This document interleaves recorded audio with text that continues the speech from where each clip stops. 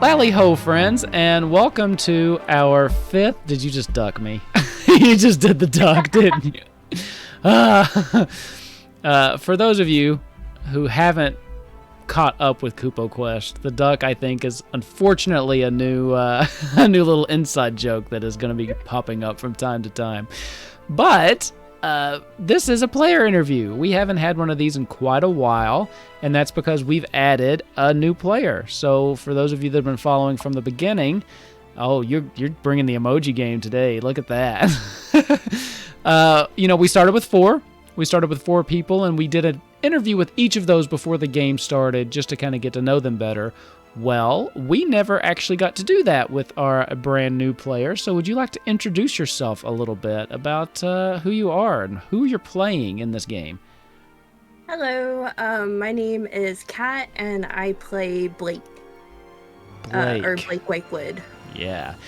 So tell us about, so just for those of you who maybe aren't caught up, because you don't actually come into the show until, what episode was it? Was it? I think 18? 18, 19?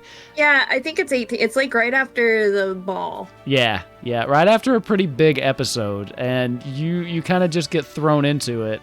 And so just give us a little background on your character for people who maybe haven't caught up or just like watching these interviews without watching the show for some reason. So Blake is a Lalafell from way up north. I should remember what the woods are. I'm pulling up the map. Just like the northwest, Ronfar is the woods. Is the main woods section. I can help you out there. I've got it all memorized. Yeah, it's like Nor Valley. It's Nor Valley region, right? Okay. Right, correct. Yeah.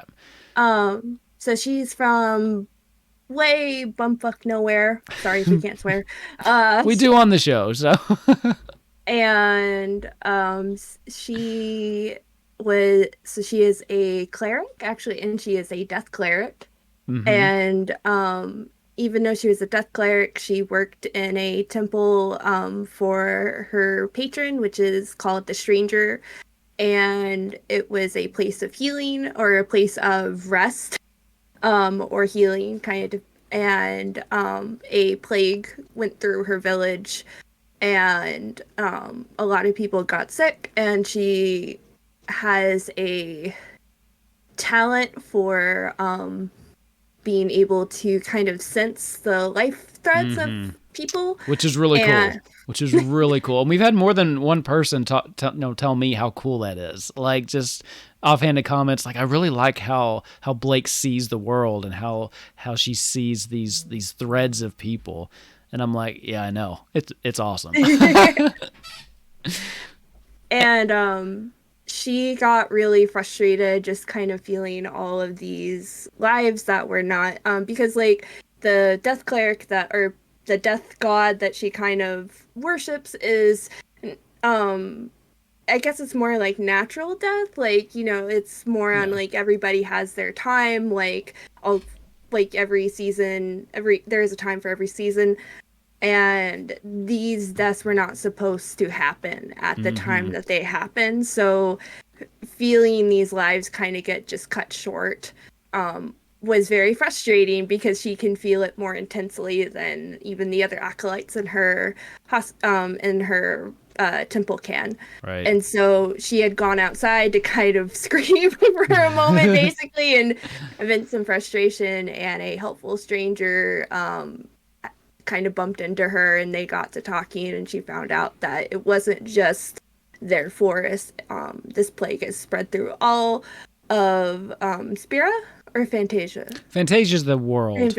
Spira is another region of the world. Yeah. And that there were that there was just kind of chaos. Right. And again, like her people kind of call it the old way, and the old way is very much about like the natural order and the natural flow of things, and just this sense that things are not going the way that they're supposed to be, that the natural order has been really disrupted, and that there is something going on, like really bothered her, until the point that she decided to go figure out, even though it was kind of against her temple head's wishes. Like she kind of summoned the stranger, was like, I need to figure this out because this is really bothering me, even though that wasn't really what she was supposed to do. She went out and she's been trying to figure out what's going on, or like if there's something that she can do, or like some way to kind of at least just figure out something. And then she bumped into our lovely crew and was pulled in quite violently almost. Yeah. Yeah. Yeah, and like this whole experience has already been kind of a culture shock for Blake, just because she's been very much like their corner of the woods is very secluded. Like they do have like traders and stuff that come in, so like there is some touches of the outside world, but nothing like she's seen in the last 2 weeks. Yeah, like it's been a lot. So yeah, you've been at least 5 episodes now, but it only spans the course of like maybe 1 to 2 weeks. But just when I stop to think about the actual whirlwind that is Blake's life since she, first of all, she ran into them in what is essentially one of the major cities, probably one of the largest cities in the world. And she had come there based on some rumors she had heard about a similar plague. And she basically ran into the group, the main party, which now includes you, that right after a very, and I don't want to spoil anything in case people haven't gotten there yet, but a very tumultuous incident. And it's just been kind of a whirlwind. I do want to go back for just a second, though, because the way that I like to have people create their characters is I don't put too many restraints on it. Like basically I say, here's the races, of this world. Here's the species you can select from. But other than that, you wrote your own backstory. And I remember when you sent it to me, it tied in so perfectly with what we already had going on. And now because you hadn't watched the show beforehand, right? No, actually, and I came up with Blake just completely separately. Like she was actually a joke. Yeah, that is right. me and my friend, the friend that got me into D&D, had been talking, and like we were just bullshitting, playing a game, and we're both big fans of Critical Role, so we've been watching Vox Machina, as it came, like season 2 when it came out, and I don't even remember. I think like we were talking about the Matron of Ravens because this was like at the very beginning, when she was starting to like pick people up, and I was like, wasn't there a point like where like if there's like a mass casualty event and like you have like, and she's just like, will you stop killing people for like 5 seconds? I'm really busy. I'm tired. It's like there are so many, and so we kind of laughed about that, and then I had this idea. I'm like, well, what if you had, and also like I really like Sandman, and so just the idea of like, and the representation of death in Sandman, like where she's very chipper and she's kind of this comforting figure and I like that representation. I think it's a very interesting representation, especially like not to get too like media analytic, but like especially like our traditional view of death in a lot of media or like a lot of stories is very scary, and there's been kind of this twist on having it be, I don't know, so I think that's a very interesting way to look at it. The Blake brings a sense of peace and warmness to death. I mean, even in, we've not gotten to explore it too much. I do have some plans to want to explore that a little bit more, but we've been able to see a little bit of how she views, her views on death and that. And it is more of a just peaceful, calming transition, and I like that view too, because especially in D&D, and especially in my games of D&D, sometimes death can be quite violent. I mean, the way we describe killing monsters, or even some of the NPC deaths we've had have been bordering on the tragic end of things, and I do like the balance that the prospect of Blake brings to the game. But what I thought was so interesting is you provided me with this backstory, and as I was reading through it, it made so many connections to the narrative we already had going, because, immediately you had brought up that thing about the plague that came through your village. And around that time, the players were already investigating a plague in the city they were in. So it was almost so perfect, to be able to just kind of tie things in together, narratively speaking, and bring you into the game. And what was interesting to me, too, was the reason that we brought you on in the first place was we had one of our players had to step away for a little bit. And you had said, I think you were talking about this character in one of the Discords we share. And I said, look, I've got a guest spot if you want to come on. And it became pretty clear to me after reading your backstory and after like one game, I was like, I think if you're up for it, this might be more of a permanent position because I loved your character. Everything tied in so perfectly for me. And so what started as, hey, can you help fill a seat was I would like for you to have a permanent seat at this table. I really enjoy you as a player. I really enjoy your character. And so far, you've stuck around with us, and I'm very thankful for that. So I'm having a blast. I know everyone else is having a blast playing with you. So I do. First of all, just want to say I appreciate you giving us a chance, not only just agreeing to sit in for a little bit and then agreeing to stick around. So you can pull the ripcord whenever you want and say I'm out of here. But until then, I'm going to enjoy having Blake because. Again, I'd like to go back. You said you're playing a cleric, and no shade, but we now have a cleric and not an artificer in disguise. Because as we've realized, and as the player himself has realized, Nozak, our previous cleric, has been an artificer all along, and they just now kind of discovered that. So yeah, I thought that was an interesting transition. As he transitioned to a different class, a cleric came in to fill that role. So I do want to ask. You had mentioned someone got you into D&D. So you're relatively new, right, to tabletops? Yeah. This is actually like my first like long-term campaign. Okay. So I think like last year, I play Destiny, and the friend that got me into Critical Role had. Like, I don't remember what it was. I think it was like around the time, I'm going to drop Critical Role spoiler, but it's like a year ago, so. Spoilers. As long as it's not the last 3 episodes of this campaign, I'm good. So. Yeah, like, I think because he had been talking about it, and it was like right around the time that the third campaign had come out. Okay. And I think like I tried to watch it, but it just didn't click for me. And so, and then, the early 30 episode came out where Fern and Orem dropped and Ladna was on, and the internet went insane. Yeah. And I didn't understand why. Yeah. So I was talking to my friend. I'm like, I don't get it. And he was like, well, it's like 30 episodes of build up. Like, you're not going to get it. And so I was like, well, I'm going to try this again. And for whatever reason, that time that I watched it, like, I got really hooked. And the first, like, even now, like, things will happen in Critical Role, and I'll text him, and I'll be like, I don't understand what just happened. Critical, like, yeah. I mean, even I have been watching, I've watched all of Campaign 2, and I've watched all of Campaign 3 minus a couple episodes, but I will never be to the level of world builder or DM that Matt Mercer is, and how he keeps all this stuff straight, and he'll bring in things from, like, the first campaign, and everything is tying together, and I'm like, I can barely make the threads tie from one of my cities to the next. The fact that we haven't discovered any major plot holes yet in these 24 episodes is a miracle.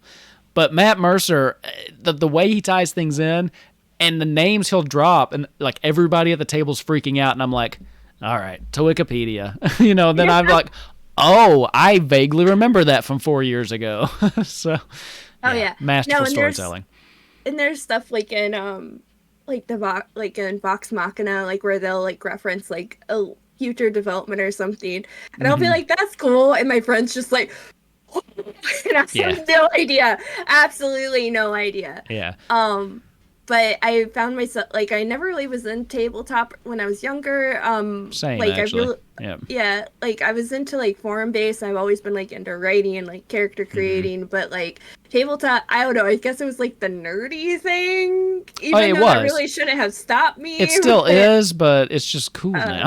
yeah, it's cool. It's cool nerdy, and I since we play Destiny, there's like a D and Destiny Ah. mock-up. And so we were talking about doing a game for like years. Like it felt like, and we did like one shot with like me and him and one of our other friends DMing, just to kind of even see if I really liked it. Yeah. Because it was like it doesn't make any sense to like try to put D and Destiny together, like if I just hate this. Right. And so I've done like that one shot that I really liked. We tried to do a second one and it just didn't quite pick up the same steam. And then I think I've done I think like we did like one session 0 for D and Destiny, and then another like one shot with just like random people because I wanted to find a game. And then now we're here. So, now you're here. Like now I'm here. And we're very lucky and happy to have you, just so you know. And to be honest, I would not have guessed that you were this new to D&D, just based on, first of all, I have to say, I think I hit the jackpot with my 5 players. This was just kind of random. I put out a casting call, talked to a couple people, and I say casting call, it sounds like I went through this rigorous process. It was more just getting a vibe off people, like, you're not a weirdo, are you? But... and then, just said, let's just have fun and play a game. And every one of them has been great. The role play that you all have brought to the table, and there was a scene very recently, I believe, where you were confronting Izzy about him keeping some very pertinent truths from you and one of the other player members. It was good. It was great role play. And it elevates this game beyond whatever I could ever do. And it's great to have you around. And I would not have believed really that you were this new to D&D, but keep it up. I just have a flair for the dramatic. That's all you need. That's all you need is a pair of dice and a flair for the dramatic and the willingness to not just get a little goofy from time to time. You just gotta, let yourself have fun. And what I like about doing this, we stream it, after the first 5 minutes, I kind of forget that we're streaming, and then I'm just playing D&D. And so I'm not really in my head as about like what I'm doing. And then I think I sent you all the the screenshot. I was just pausing one of the episodes, and I was like this. And I'm like, I did that in front of at least 100 people that watched this so far. So you just gotta kind of go with it. But...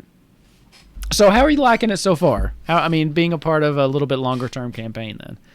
I really like it.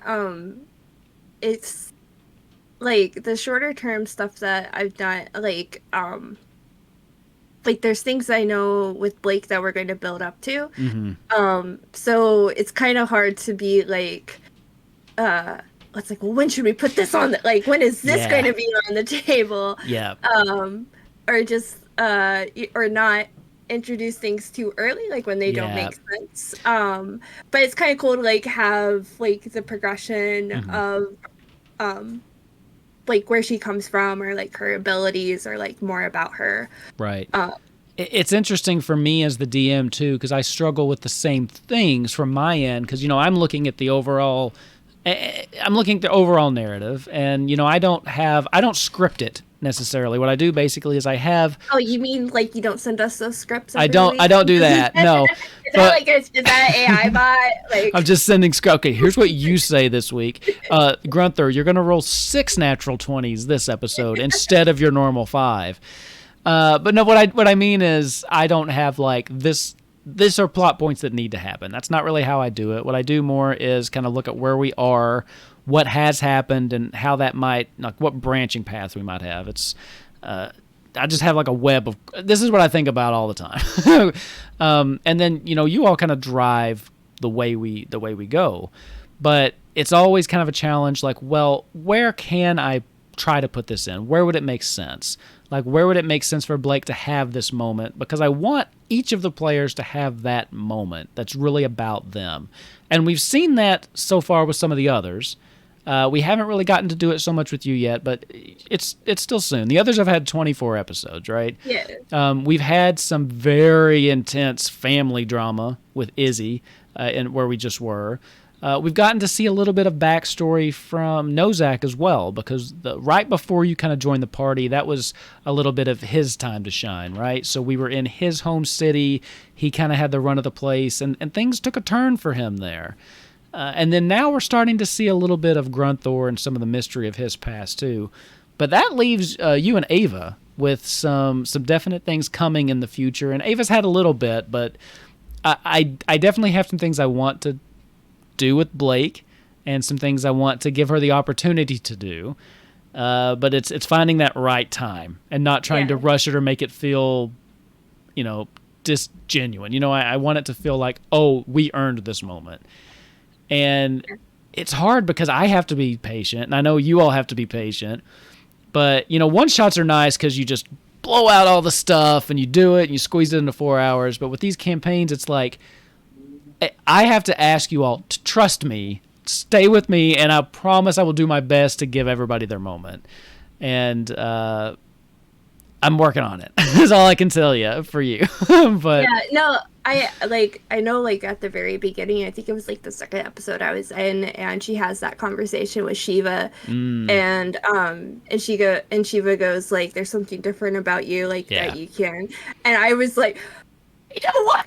I hadn't and that wasn't something that I wrote or that I had any knowledge of. I was as surprised. I learned that knowledge firsthand too, and I was just and it's one of those where it's as Blake, I have to be calm and be I don't understand, but as the player, I'm in my head just going, I know. Yeah, that's the one thing I miss about being a player is some of those surprises, but I also love as a DM getting to hand those out. Because I love being I'll look at a note I have, I go, I really think they're going to love this, and I really hope they do. Because I like to make jokes about killing you all the time, because that's just what the DM's supposed to do. But secretly, my goal is to just make you all as happy as I can, while also scaring you to death. So that's the balance I have to work with. So, when I was kind of drafting that conversation in my head, I was like, this would make sense. And I think the player will enjoy this interaction too. And then, of course, if you look at the spread of the narrative, what we're doing, you've got the crystals that you all are attempting to go after. And then there is one that's in the Norvalen region. So odds are you'll have a little bit of that spotlight coming once you start heading back through your home turf. Yeah. So there's definitely just, if you're kind of wondering, when do I get my turn to shine? That's definitely going to be one of them. So, but so I guess the next question I usually ask in these is, apart from D&D, this is a Final Fantasy-based D&D campaign, and Final Fantasy knowledge is not required at all. It's mainly just because I wanted to take a bunch of Final Fantasy references, because I love Final Fantasy, and just build up this crazy world that I made up, and said, hey, I don't care who plays in it, but I do ask if you were a fan of that franchise or if you were just D&D game, let's go. So I think the biggest or the most I played Final Fantasy is actually Kingdom Hearts. That works too. I did play a lot of Kingdom Hearts when I was younger, and I played a bit of Final Fantasy X when I was a kid. 10's a good one. I think I got up to the ice dungeon, where you unlock Shiva. Shiva, yeah. Yeah. Was that Shiva in that game? I can't remember. They changed them around. Or it's the unicorn. It was either Shiva or the unicorn that I got to. I sound like I host a Final Fantasy podcast. I should know this off the top of my head. I think it is Shiva in 10. I know that 10, they changed some of them. They don't use all of them as the classic ones, but I do think they used Shiva. So. They do too. I'm pretty sure. I know there was a pony, as I was really excited about the pony, and then that's the lightning. Yeah. Yeah, and I'm pretty sure Shiva's there because I'm I pretty think. sure there was a naked blue lady. Yeah, Like, that's always Shiva. The naked yeah. blue lady, that's Shiva for sure. Uh, but like, I think I died in the middle of the dungeon, and that's like Mm. probably like a third of the way through the game. Like, it's a Oh, good chunk of it's a decent time. chunk. Yeah. Yeah. And I died in the dungeon, and then I was all the way back, and plus like Uh, 30 minutes, and I was just like, no, I yeah. gave up. Um, That is what killed my. I think it was Final Fantasy VIII actually, and that's my favorite one. But it took me a couple times to make it through it. But something like that happened to me, and it killed my. I was like, I'm done. I'm done. And then I finally went back and beat it, and I'm glad I did. And then Final Fantasy IX, and if my brother's watching this, he'll swear to this because that's his favorite. I got to the last boss and I beat the last boss, and then right after that, there's like, it's my final form, but it's oh, dumb. Like my final form, I'm okay with. This was just an out of left field dumb thing, and I couldn't beat that one, and I'm like, I quit, and I put that game down for probably 15 years. I just beat it like last summer. I finally was like, no, I gotta finish this one finally, because yeah, it's especially when you lose like a half an hour oh of yeah. play, yeah. So And some of those battles are so, and like I've tried to yeah, play them like as an adult. yeah. Um, and I've also found that I don't like turn-based Mm. games anymore. So you want anything above 10 if you wanted to Yeah. try it. I think I tried the one with lightning before, and the battle system I still wasn't a huge fan of. I really like that was part of why I like Kingdom Hearts. Is just Yeah. that it's a little bit more Mm-hmm. like there's still like the role playing element, and those tend to be Right. the games I like too. Like I just don't Faster have the paced. patience. Yeah. Yeah. If you're looking for something like that and you wanted to try out Final Fantasy, well, 16 comes out in June, definitely. 15 has a faster paced battle system, and then if you like Okay. those Dark Soul games, Stranger of Paradise is like that, but not soul crushingly hard. Okay. Just as far as it has a difficulty selection, and as I beat it, okay, and I refuse to play Dark Soul games, but the action and the combat is very fast paced and very very fun in that one. Yeah. But yeah, okay, so cool. You know, it's funny because when I first proposed this, I kind of thought I'd have a lot of Final Fantasy people, but it's a decent mix because you've got Nozak, who is just like really really into Final Fantasy. By the way, I only use player names or character names because I get so used to staring at them. And I'm sorry, I call you Blake even in casual conversations now because I get so into like seeing your names and your characters. But then yeah, I've got other people like Grunther who hasn't really played any of them, so it's been interesting. It's been interesting with those elements being able to, because I can tell when something lands, one of my random references, because Nozak I always gets them, and then sometimes other people will, the more prominent ones like Chocobo. Yeah. For No, and like when Squall got introduced, that yeah, like, so that's like Leon. yeah, 12-year-old or how like 13 maybe? I think I was 13 Yeah. like when the first Kingdom Hearts. I had such a crush on Leon. Like 'Cause he's cool. that was, oh my god. Yeah, no, he was voiced by David Boreanaz. Like Oh just yeah, yeah. that was it. And so I had so many like self-inserts that were basically just Yeah. like Leah and very very bad. Like Yeah. Well, just horribly written. But yeah, it always bugged me a little bit because I came into first of all, love Kingdom Hearts, also one of my favorite series.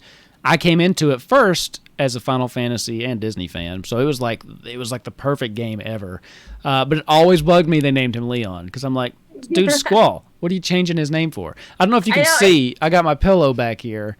That's Squall and Renoa. It's blocked a little bit by my red mage Chocobo, but that's my Squall and Renoa pillow. And I've got another one higher up, I think off the screen. It's one of those vinyls of the 8 logo. So, and actually, I'm wearing my Final Fantasy VIII t-shirt. So nice. I'm just cold because I record these in my basement. So if anyone wonders why I'm always in this Walking Dead jacket, like every episode, I do have other clothes. I do shower and change my clothes. It's just I like this jacket and it's cold down here. So No, we just record all of them like in at the same time. All day. You all, it's just an all-day marathon. You all go and change, but I'm too lazy. I'm just like, nah. Walking Dead Jack. To prepare. So, I guess question: you've played all the? Have you played all the Kingdom Hearts, or at least all the mainline ones? Or? Even still, okay. So I am the worst gamer ever. I will get really far in a game and then I get frustrated, and also like I try to 100% games. I shouldn't try to do this. I know I shouldn't try to do this. I still try to do this, but I'll be getting through a game and then I get frustrated at a certain point, and then I stop playing it, and then I don't remember where I'm at. So I'm like, I'm just going to start over. So I get really, I think like I've gotten to the Maleficent fight, but then I was like, I'm going to like do all the other things, and then I never got past. Well, the games are so long, and especially with Kingdom Hearts, if you take more than like a week off, you're lost because the story is so confusing. Yeah, no, like I think I've read some of the like plot summaries for like the later games, like especially like the handheld ones where it's like I'm never good. Yeah. Like I have the re-releases of like 1 and 2. Yeah. And I think I have 3 through like one of the free or like one of the subscription things. So it's like I plan on getting through those at some point, but like the mobile games I'm not good. Well, the mobile games, some of them got remastered for PlayStation and stuff, but some of them are still like, because when they came out with the naming conventions were like 1.8, 2.8. I was like, you could finally play all of them on one console, my PlayStation, right? Or some of them, I think they at least gave you just the cutscenes. So I'm like, I'm going to play all of them. That didn't last very long because some of them were either hard, or the one that everybody really, really likes, Birth by Sleep, not my cup of tea. I just wasn't digging it. And I get weird looks. Everybody tells me that's the best one. But it was like what was that, PSP maybe, that it first came out on? I don't know. I know. But if you're talking about the mobile, like, what was it? Union Cross and Dark Road. I know there's a few, and like again, like I've read like the summaries, and after a while, it's just like this makes I don't know if they know what's happening. Like I don't know if anybody. I don't think they do. I don't think anybody does. Like it's just like. The only thing I will say that's really cool is, and I guess it's a spoil. I won't spoil the plot details, but the post-credit scene to Kingdom Hearts 3 introduces a couple characters from one of those mobile games. And so I'm not talking about the PSP or the DS. I'm talking about your actual mobile phone game. One of the characters from that, voiced by Matt Mercer. So that's cool. Oh. But I think I remember hearing that he was in Kingdom Hearts. What I hope that means, though, is that he will be in Kingdom Hearts 4 in a more prominent role. But I did like 3 because if you just played 1, 2, and then went into 3, you were missing like 50% of the story. There's actually like a chunk of videos they recommend you watch that are on the disc that are like, would you like to catch up? Here's the story of everything you skipped. I'm like, yes, please. I would like to do that instead. Yeah, I had a friend that was playing it like right when it launched, and so I saw he was watching it, and this was like couple of hours, so like he would have started like around release, and so I texted him and I was like, hey, how's Kingdom Hearts 3 going, like is it great? And he's like, I'm still watching the catch-up video. Yeah. He's like, there's a catch-up video and there's a cutscene and I haven't even started he's like, I've been doing this for like 30 minutes, I haven't even played the game. It was broken into like 5 different chapters or something that went through the whole story or whatever, and man, good times. I loved Kingdom Hearts 3. I know that's a little controversial too, but I did love Kingdom Hearts 3. I think it might be my favorite. So have you played it? I keep on, and this is the other problem. This is why I'm the worst gamer ever, because I'm like, I'm going to like not spoil myself. Yeah. And if there's a series, I'm going to play them all in order, even if I hate one of them. Yeah. I'm still. I don't know why I'm like this either. Like it's so frustrating. I'm the same way. So if there's a series, I do want to start at the beginning, and it just to me makes more sense. Now, I would be okay with Kingdom Hearts just doing 1, 2, 3. Like, I'm okay skipping a bunch of the side stuff, but I can't fathom just plopping in at 2. And I can't, that's one of the reasons I haven't played. I keep hearing how great the new God of Wars are. I'm like, well, I never played the old one. So I went back to start playing God of War 1, and I'm like, all right, this is okay. But then I drifted away from it, and so, and people say it's okay. I'm like, okay, if you say so. I did break my own rule because I'm halfway through, I think halfway through. I'm somewhere in playing God of War 2018, but okay. I did check with people and I did read, and it seemed like you could if you'd never played the earlier games, you could just drop in there. And I've been told that too, and I just wouldn't let myself do it. Yeah. But I hear it's great. I hear it's a great game. I love it. It's part of it is kind of funny. Any kind of hard dad stuff is just sort of I relate to. It's difficult parents and media is you never see it ever. Yeah. When you see it well done, it's just and also I'm being sarcastic about Yeah, I know. just to be clear, that was a joke. But it's done really, really well, and it's I feel like kids are really hard to do in games. Where to kind of hit the midpoint of obviously this is a child, so you kind of understand that it's a child, I guess. Yeah. But it doesn't veer into I want to strangle this fucking kid. So yeah.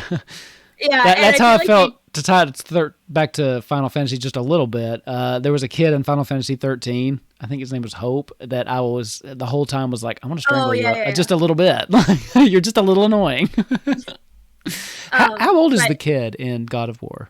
10 or 9 or 10? I don't and they're all nobody is mortal, so it's a little bit more ambiguous. Right. So, but I think he's supposed to be 9 or 10. I think his mocap and voice actor was 9 or 10, and then in the later one he's teenager. I'm gonna have to. I think it's free with PlayStation Plus. I need to just break down and do it. I need to just play it. I've heard it's great. It's really good. And Artreus really reminds me one of my friends in real life has an 11-year-old son, and so Artreus reminds me so much of my friend's kid. That's always nice. That it's just also it's just and I kind of any games that you have an animal or a horse or a dog. It's that it's mess with me, whatever, but it's you touch my horse, I'm going to come after you. Yeah. And now it's kind of that's with it's if you touch my kid, yeah. I am coming for you. With your little partner. Yeah. Yeah, leave my kid alone. It's only I can bother my kid. I can be mean to them. You can't be mean to them. That's not how this works. Also, and then all of the cutscenes, you're just hug your fucking child. So, I've been streaming God of War, and so that's half of me during probably a quarter of the cutscene. It's just me being hug your kid. God damn it. I have been obsessed with Last of Us recently because of the show. So I tried to play it when it first came out, but I am a big chicken with games, right? But I watched the show because I'm not a chicken with shows. I love The Walking Dead. I love horror, but so the show I watched, I was like, this was damn good. So I decided to play the game, made it through the first one. Now I'm about halfway through the second one. But the whole time, you were kind of speaking to that father type dynamic, and they're not related, but Ellie and Joel have that kind of father-daughter. And the whole time I'm like, would one of you just fucking say I love you or something? We can all see it. We know that you've bonded in this weird kind of pseudo parent-child relationship. Just one of you say I love you. You know what? Just somebody say it, okay? And it's driving me nuts. That's all I want to hear. That's all I want to hear. But that's great. Yeah. It's a great. I'm sorry I missed out on it because I was so nervous. I played it before and got to have you played Last of Us or watched the show? I think like Last of Us is kind of the same. I started it. I think the farthest I've gotten is like the first time you get to the Shriekers, and that's the Okay. part where I was like, nope. Yes, that is what Nope. happened to me. Okay. That is the exact same spot I stopped because I played it before, and that is I got to there and I was like, I stopped and I was like shaking. I'm like, I can't do this. Like I am too. It was making me too anxious. I don't know what it is. I think watching the show and realizing that there's some good story coming up, and then I bumped it down to easy. I'm like, you know what? Yeah. Fuck my pride. I'm going to play it on easy because I just want to play the story. And then I was like, okay, this isn't so bad. Story time, though. I have this little bastard of a bird that keeps flying into the window right next to where I play this game, okay? So I usually get a little bit of game time on my lunch break. So I'll come down and I'll play 40 minutes, 45 minutes or something. And I swear to God, this thing waits for me. And it will just, I'll be sitting there. It's one of those tense moments. And all of a sudden, bam, this bird just flies into the window and it scares the shit out of me every single day. Not doing it right now. Only does it when I'm trying to play Last of Us. He just wants to see too. He's trying to watch your progress. Well, it scared me. It's like literally I jumped the other day because this thing, and I don't know what it's doing. It just likes to fly into the window. It never hurts itself. It'll fly into it for a couple minutes and fly away, but it's only at those tense moments, and it's testing me. It's testing me is what it's doing. But I had a bird scare. It wasn't a video game bird scare, but like I was doing something on my, and I have a bird for context. Like I have a green cheek conure, and my mom, and I live with my mom. My mom had come into my room and we were talking, and like I knew she was there, but I knew that she was like still across the room, and then something grabbed my wrist, and it was just my bird flying to my wrist. It's like my mom and my dog are walking in, and I'm just like, and so like the bird flies off, the dog runs out of the room. My mom is just like, if my bird had a way to make physical contact with me, I think I would actually die. I think I would have a heart attack because I'm already I'm already on edge playing it, and then the bird already like scares the crap out of me. If it somehow got in, Kupo Quest would be canceled because your DM would be dead on the floor over there in front of his television. So that's just how it goes. Oh man. So, any other games you like? You know, so Kingdom Hearts, God of War. What else are you really into? So I play. So like my answers for like my favorite game and my most played game are very different because my most played game is Destiny 2. Okay, not your favorite though. Or that's what I have the most hours in, just because that's like what my friends play. Sure. And I do like it's like a love-hate relationship. I think like any game that you play for a really long time, you kind of like go through phases where it's like this is like so good, and then it's like I've had my WoW up and downs over the years. So yeah, and it's definitely like the best co-op game that I played. Okay. And it's really nice for like because I know like I've tried to do like The Division and Sea of Thieves and there's a few others, and like but just for like hanging out with like my friend and just like chatting and like shooting the shit, like Destiny is definitely the one where you can do that. And I really like the PvE like co-op content, like the raids and stuff. So definitely play a lot of Destiny 2. I main a hunter if anybody's like I mean that's usually like one of the questions. Destiny 2 is one of those games that has long since intrigued me, but I have not yet tried.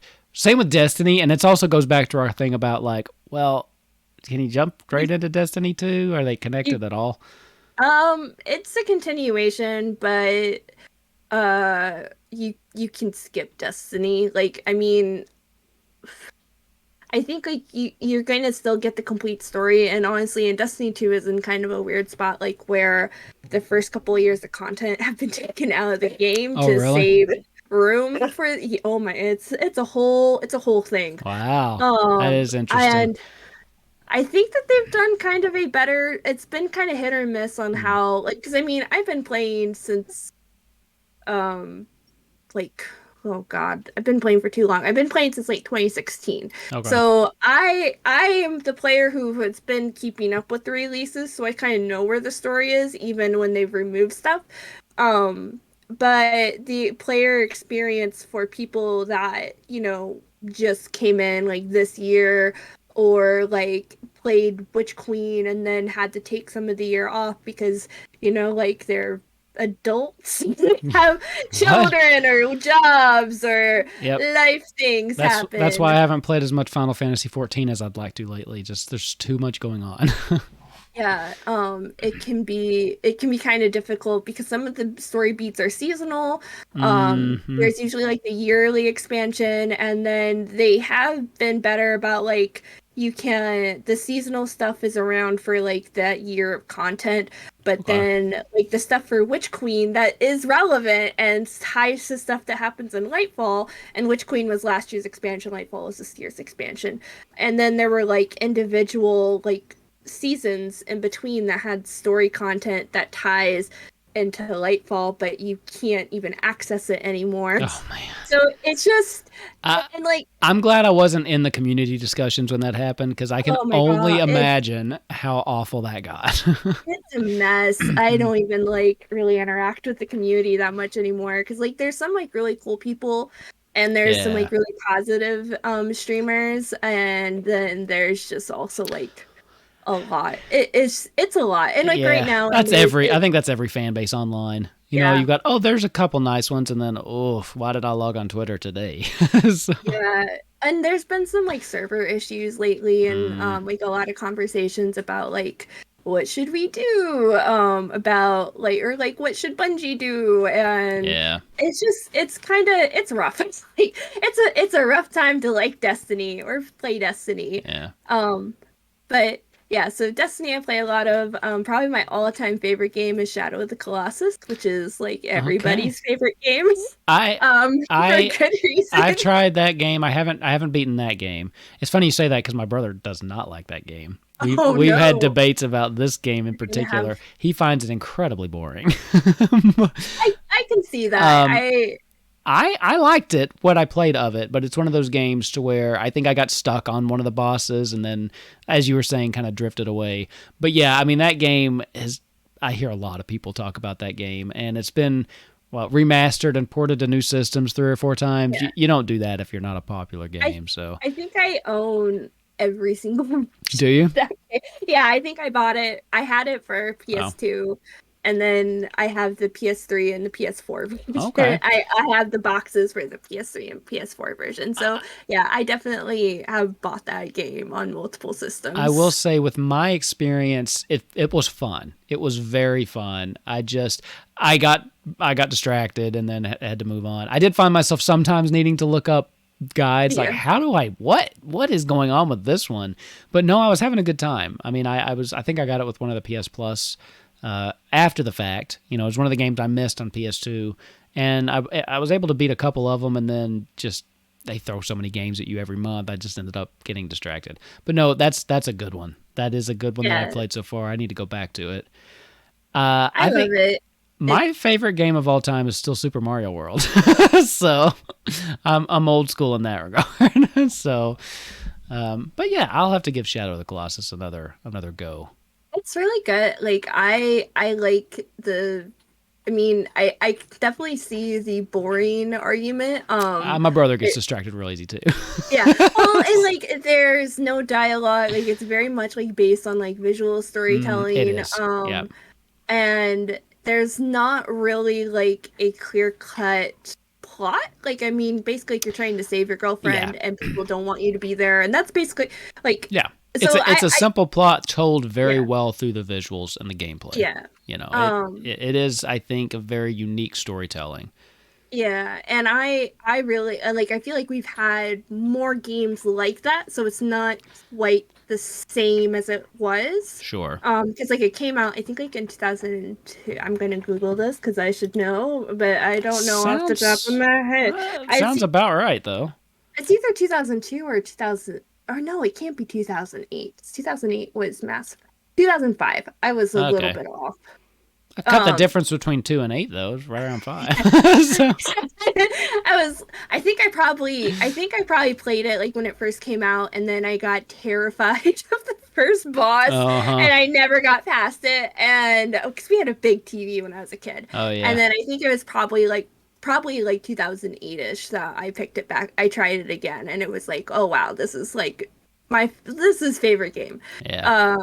But yeah, and that was a game that like I could just like load into and just like ride around. And like Hmm. I'm a huge horse girl, like any game that has a horse, and I absolutely love Argo, like Yeah. top 10, and I love her AI, and like I feel like it's really funny listening to the conversation about her because you like there are people like either you're in two camps, like you either fucking hate her or like you really really appreciate her, and Yeah. usually the people that appreciate her are horse people Yep. who That's how it have goes. been around or have been around horses because like she's very like she balks, like she goes Hmm. no.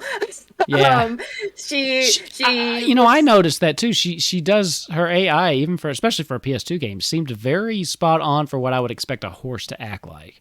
yeah, Yeah. and like she's also like very brave, like she'll do like Hmm. she'll kind of have that has, and if you ever ridden, like there's sometimes like where you'll ask a horse to do something and they're kind of like, are you sure? Okay, I'm gonna do it, and then they do it and you're just like, I shouldn't have done that, but that was cool. And the horse the whole time, you know, was like, I know. Yeah, and Should listen to me. oh yeah, no. I all of the horses I've ever ridden, like 110%, like knew their job more than I do. Like Hmm. they had way more like idea of like what the hell was going on. I had no idea. Like I used to play polo, all of our horses knew the game better than we did. Oh Like yeah. they could almost like if you missed it, they would just kind of be like, you're a fucking idiot. Come on. That was an easy shot. I set Come you up on. perfectly for that. Like, well, you missed. Yeah, it's like in You're making Mulan, me like look bad. just stay on, or they'll just be like, just hold on, and I will put you in Yeah. the spot that you're supposed to be. Yeah. Um, but yeah, That's I good. love Argo, and again, it's kind of like that connection, like where there's something that you can connect to. Like, and Hmm. whenever I play it, like half of I talk to myself whenever I play games, where it's just like, I'm sorry, Pony, like. But you just like run her into shit, and it's just like, I'm sorry, I didn't mean to. Yeah. Well, that's good. I mean, if you stream a little bit, right? So, I mean, it's nice. Yeah. I think streamers need to have a little bit of that talking to yourself because it makes it more entertaining. I don't, which is one reason I probably would never stream games because it would just be me because I don't. I think you need that kind of that self-talk as you kind of go through to be an Well, interesting and streamer. me talking to myself was kind of what I was doing that before I started streaming, Yeah. and that was part of like, maybe I should try this because sometimes it'd be like, that was really funny. I wish that somebody Yeah. had. I wish somebody had heard the cleverness that I Right. did. So it's like I can share it, and then occasionally like there's really funny things that happen, and I happen to capture it Yeah. and can clip it, and then sometimes it's like I had no spark of brilliance that night. Something's clicking for me now, talking about how much you like horses. I think I see why you've gravitated so much to Grunthor's Chocobo. Yeah. Because for those of you that have watched Blake's short time so far on the show, she almost immediately bonded with the Chicken. chocobo, the chicken as she calls it, and it is made for some of my favorite little cute interactions that we've had, and it's also helped kind of cement your friendship with one of the other players. It was a great way, I think, to blend something you find because chocobos are basically horses of this world. It's the closest you're going to find. There are horses, but you're not going to see too many of them. So it's an interesting way to blend something you like in real life and kind of use that narratively in the game to just kind of give your character a little bit more personality. And it's great. I've been loving the interactions with the chicken and Blake, and then Grunthor as he's seeing this and how he's adapting to, first of all, sharing Duchess for the first time, and just how that's his views of you and the little people and all that stuff. So I think he's getting a little protective of you and his chocobo too. So It just popped in my head as you were talking about horses. I was like, it all makes sense. It all makes sense now. Well, like, and usually when I create characters, there's a horse, like, because then most of it's like fantasy-esque, so it kind of makes sense. And I thought about giving Blake a horse, and then I was like, oh, she's a Lalafell, like that doesn't mate, and like they're in the woods, so Pony? It's like I imagine.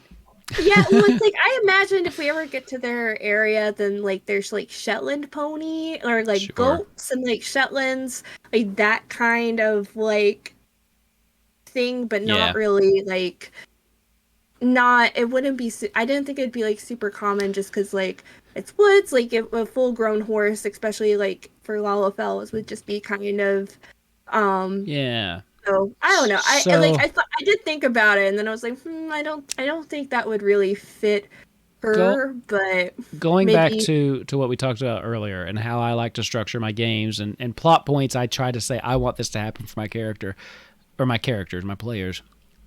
I'm picturing a scene where Blake sees an actual horse for the first time. Okay, that's what I'm picturing. Because, I've decided that they are here as well as the chocobos, but they're not really widely used because chocobos are just smarter horses. But I'm picturing now when something happens and Blake sees a horse and how she might react to that. What the fuck? We'll see how that goes. This isn't as bad as the clouds. I think as long as she's on the ground, she will probably be okay. Oh, Pegasus. Oh, God. It's getting better. It's getting better. A Pegasus back up in the clouds.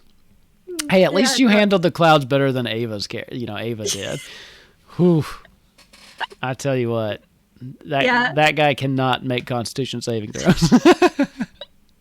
Yeah, I'm not a huge fan of heights, but I'm usually okay. But I was thinking about Blake and again, like she's had a lot of change in the last couple of months, and then especially like in the last like week, and I don't think she would have been anywhere like Mysidia, and I can't imagine. Yeah, so it's just like that. I figured that would just be like the straw that broke the camel's back onto like no. Yeah, Blake has had a lot of stress, and actually that led into one of my favorite. I think the favorite thing you've done, and one of my favorite things across the whole show so far, has been your rebranding of Calm Emotions. Because we've established really early on that Calm Emotions is kind of Blake's go-to spell. I've never seen someone use it so frequently and with so much positivity, like how much they actually get out of this spell, how much mileage they get on it. And we've affectionately renamed it Catnip, and Blake has decided that her Calm Emotions gives her a little bit of a high, and it was one of the greatest. The time that you calmed emotions yourself to deal with being in the clouds, and then was kind of loopy through what was otherwise a kind of a tense moment, was like the perfect bit of levity we needed in that episode, and just beautiful and hilarious. Well, I guess I was kind of thinking, because like I had like when I was younger, I had not wisdom tooth. I had a tooth removed, and they gave me like Vicodin, or it was either Vicodin or Oxy. One of those big ones, yeah. Yeah, and I did not care. Like the house could have burned down. Like I could have been robbed. Like something terrible, and I just would have been like, "Yeah, take it. That's fine." Hey, you forgot the remote. Do you have everything that you need? There's some stuff over there. Hey, your car looks small. I've got a truck if you want to take that. Yeah, I can call some friends. They'll help you. And that was just kind of like that. That to me felt like the most extreme, like the natural 20 of like what Calm Emotions would be, like just that level of like Vicodin high or like marijuana high, where you're just like, I don't like. It was wonderful. Everything played so well, and it cracks me up. I've like rewatched that scene a time or two, and every time I'm like, this is great. This is good stuff. I need to clip it. That's because I've been trying to find moments of the episodes and just kind of clip them. I've only done one so far because again, adulting. But I need to clip that one because it was a good one. And it's just So. like, ha. Yeah, it was, but and then it being renamed to catnip is also my favorite thing too, which is a little meta-nology because we know it as, and in the world it makes no sense because there's no cat in the world, but who cares? It's still a great name. It's still a great name. So we are running up about on time here. So is there anything else you want to add? Anything else you want to say? I think this has been a great interview. I feel like it's been fun just kind of talking, getting to know you a little bit better. Anything else you want to leave people with? No, I'm excited to have more Blake's story kind of come out. I also really like her. I like her story and where she's come from, and hopefully the things that she represents. And hopefully I'll be able to play them. That's always like the concern of like what I wrote down versus like how it actually comes out. I feel like it's like, well, I actually remember like my own characterization of like not react like Kat would react, but how would like Blake react. That's always the hard part. Yeah. And so hopefully we'll be able to do more of her. And I've really enjoyed being here and being with the group and being accepted so well, and just kind of like, I mean, it hasn't really felt awkward at all. Like it was just sort of like, which can be, especially with coming into a new group. Especially someone who's come into a group who's played 23, 24 sessions together already. But it's for us too. Is we don't know each other, or I feel like we do now, at least on some level. But before we started, we're all just strangers. But I think that kind of speaks to the beauty of tabletop games, is how they can bring people together of different backgrounds, different genders, different everything, and we can all come around this table and just have a good time. And I like the tabletop space. I try to make it an open, welcoming space. I know there's some gatekeepers out there, but fuck them. So I'm glad you feel that way. I felt that, I was kind of nervous getting started, but yeah, just once we started going, it was like this, I don't know, it fits, it clicks. I think we've got a good group. I really do. So, and you've been a great addition to it. yeah. That you were the missing piece, I think, of the group that we were looking for. And right now, the Forgiven is going under currently getting ready to get a branding change. They're still talking about that, but I think that Blake was the missing piece to that. And you want to see some more Blake. There's some more Blake coming. I've got some ideas I think work well with your backstory. We already see that your backstory is tangled a little bit with that of Grunthor's too. So there's a little bit, as we learn more from his, we'll reveal some more of yours as well. So, yeah. And, you're the only one that can really, at the moment, converse openly with Shiva. So that's always a nice plot thing for a DM to have. I was so glad that you knew where I was going. Or like, I mean, and that was sort of a Hail Mary, like, guess. Yeah. I didn't know. I was like, he may just be like, no. I try not to say no. If there's something I think is cool, I'm like, I want to make this happen. But I want it to make sense. But if it's cool, I want it to happen for my players. So, speaking of cool, I do want to congratulate you on your first boss kill. You got that on the most recent episode. So that was so stressful. That was a long, and yeah, that was stressful. That was one of those ones where I was like, I know I overtuned this, but I thought I overtuned it enough to where it was doable. But around like the 2-hour mark, I was like, I may have overtuned. But they pulled it out. I guess I hadn't gone through, because I was thinking more for her for like the cleric-y parts, like the healing and like the abilities. I did not click that she had that melee ability. Oh yeah. Until like I was desperately like clicking through, because also I don't think that like meta knowledge, I don't think Death Cleric is really something that players play very often. Like it's in the GM book, like the version that I have is in the GM master guide, which it's like the Oathbreaker Paladin. It's really cool, but not a lot of people know about it. If you're more of a casual, don't have every book like some weirdos do, where they just buy everything. But it's like in the GM book, so like a lot of players don't have access to it. Right. So it kind of does have, and I feel like for her, like I'm probably going to build into my strength a little bit more, but I feel like it's kind of balanced by like I don't have any strength modifiers.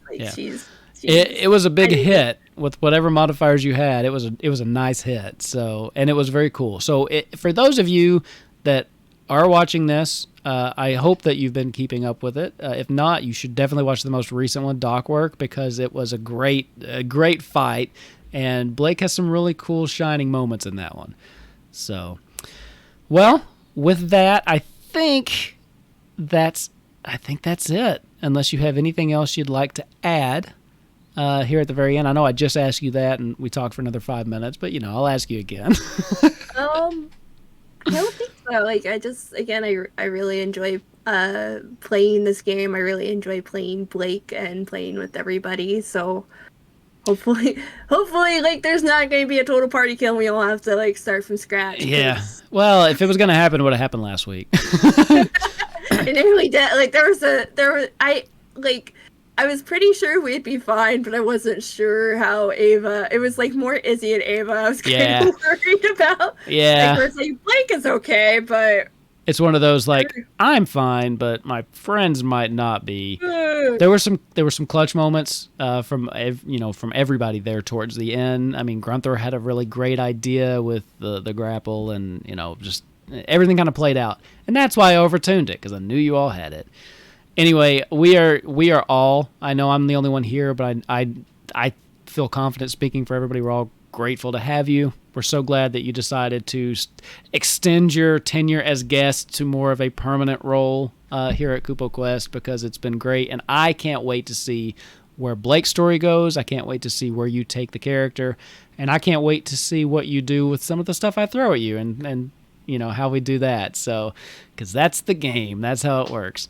But thank you for taking the time to talk to me, and for those of you watching, thank you for, again, sticking around with Kupo Quest and getting to know all of our awesome players. The game wouldn't be anything without them. I'm just the person that puts stuff in front of them, and they elevate this game to be something totally special.